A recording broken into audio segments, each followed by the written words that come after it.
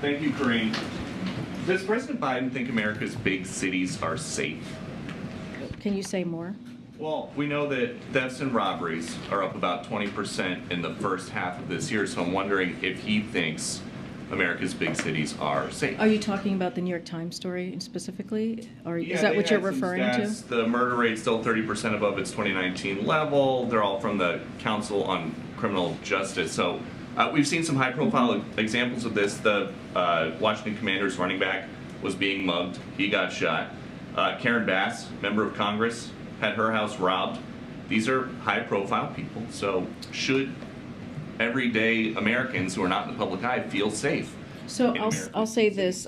That same story also stated that the crime is complicated and multifaceted.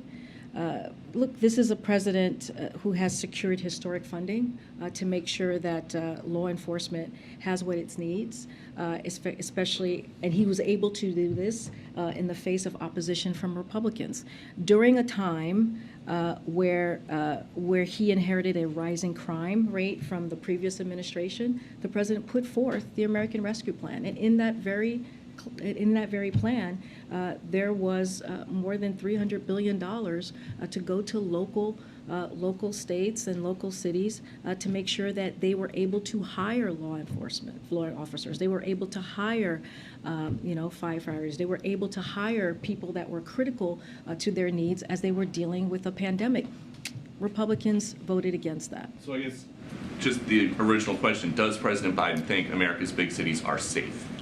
It is not a yes or no question. It is very much a question of what has he done? That's how we see the question, is what has he done to make sure that cities, and it doesn't matter if it's a big city or a small city. It doesn't matter if it's in a red state or a blue state. What matters is that we have the funding and we have done the work, put the policy forward to make sure that these cities, whether it's big or small, have what they need to protect their community. And that's what this president has done, again, without the help of Republicans. And my last one on this. Jen Psaki says that crime is a huge vulnerability for Democrats. Why would she say that? So, again, I can't do electoral politics from here, as you know, but I don't agree with your characterization of what she actually said.